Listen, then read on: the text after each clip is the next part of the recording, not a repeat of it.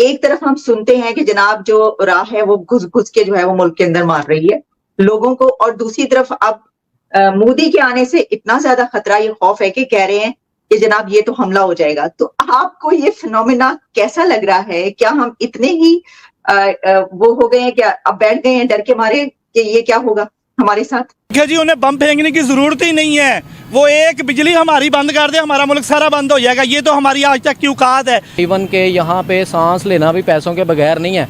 अवाम यहाँ की सांस भी लेती है ना तो पैसे दे के लेती है। ठीक आलिया, इस वक्त जो मोदी जी की जो विक्ट्री है वो साउंड प्रूफ है, वो जिस तरह कहते हैं ना कि एयर टाइट है, उसको इट कैन बी चैलेंज्ड। जिस मुल्क के पास एटम बम होता है उसके पास और भी बहुत कुछ है। बिजली तो हम अपनी बना नहीं सकते, एटम बम के हमने क्या खाक बनाना है। इस वक्त भारत जो है वो पाकिस्तान की बात करके भी राजी नहीं है।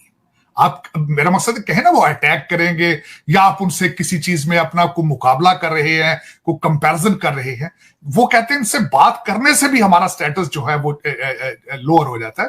दवाई हमारे मुल्क में पहले और वहाँ पे इसको इंट्रोड्यूस कराया गया है। अब ये एक तो जारी बात है, ये कोलैबोरेटिव एफर्ट है, और जैसे मैंने कहा ये चाइना की नोरिंको, जिसे नॉर्थ इंडस्ट्रीज कॉर्पोरेशन समझा जाता था कि शायद इलेक्शन के करीब आके बॉर्डर पे जरा थोड़ी हरकत शुरू हो जाती है। ये भी एक ट्रेंड में माजी में देखा गया है, अगर इसका ट्रेंड देखा जाए। लेकिन इस वक्त आलिया, इस वक्त जो मोदी जी की जो विक्ट्री है वो साउंड प्रूफ है, वो जिस तरह कहते हैं ना कि एयर टाइट है, उसको इट कैन बी चैलेंज्ड। जो उनकी इस वक्त तरक्कियों पे जा रहे हैं उसमें देखें, मैं अगर पिछले एक साल को देखूं, जिस तरीके से उन्होंने पूरी दुनिया के बड़े कामयाब दौरे किए, नंबर 1। फिर G20 ने उनको जिस तरीके से उनके उसको एक पुश दी। फिर उसके बाद आप देखें कि चंद्रयान को देख लें, आप आदित्य 1 को देख लें।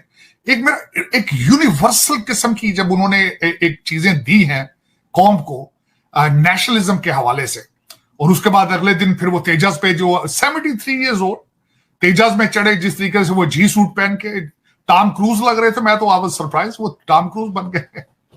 तो फिर उसके बाद उनको इलेक्शन जीतने के लिए अब मेरा ख्याल है बालाकोट बहुत छोटा होगा अब इस वक्त। बल्कि मैं ये बताना चाहूंगा बासत साहब को और उनके दोस्तों को भी, इस वक्त भारत जो है वो पाकिस्तान की बात करके भी राजी नहीं है। आप, मेरा मकसद कहे ना, वो अटैक करेंगे या आप उनसे किसी चीज में अपना को मुकाबला कर रहे हैं, को कंपैरिजन कर रहे हैं, वो कहते हैं इनसे बात करने से भी हमारा स्टेटस जो है वो लोअर हो जाता है। तो ये बिल्कुल गलत बात है कि वो भारत को अब जरूरत है आप पे अटैक करके वोट लेने की, उनको बीजेपी वो they are way ahead of the game. और क्योंकि मैंने जिस तरह आपको बताया कि लैंडमार्क किस्म की चीजें डिलीवर उन्होंने की है वहां पे, जिस तरीके से टोरंटो देखें, कनाडा के अंदर जो हालात है, अब घुस घुस के मारने की बात हो रही है। ऑफ कोर्स देखिए, जब हुस्न आता है तो नजाकत आ जाती है।